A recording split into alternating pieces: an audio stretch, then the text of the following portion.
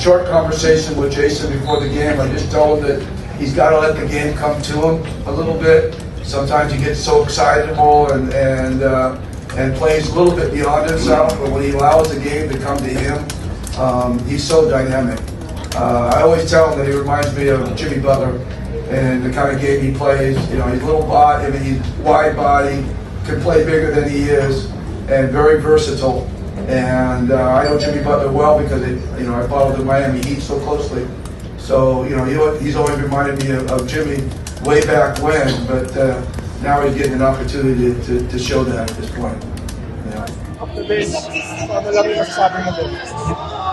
Mindset lang naman namin. Kumbaga, pag lagi ka ng bench, kailangan makatulong sa team. Hindi pwedeng si Scotty lang, si Garbett, si Troy, si Colt, si Maya. Hindi pwedeng sila lang kailangan namin. Kailangan namin mag-step up din. Kasi sa middle yan, napakalalim ng bench. So, kailangan namin sa mga 7 assists ka kanina, ano lang yung mindset mo kanina, talagang yung mga gusto mo gawin kanina. Nag-usap kami ni Scotty.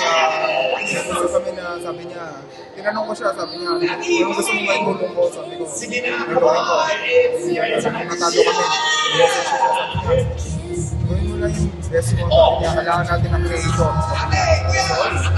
Pagkaso ko ng first quarter, balik sa akin ng kuya ko siya. Kumusta naman yung balikat mo? Okay na? So far, so good naman. Wag lang matamaan. Siyempre, wag lang naman sana. Medyo nakakatakot din ba yung nangyari? Parang baka ma-out ka ng medyo mahaba ang panahon nung Kaya na-injure ka. nung first 3 games, medyo iniisip ko pa eh. Kasi kaya di ako makaka-rebound, di ako nakakailang pa rin. Ayun na sabi ni Coach Tim, ewan ko, napalitaan mo na parang in a way, parang araw Jimmy Butler parang nanginebra. Sabi mo doon. Wala naman. Lahat lang, siyempre.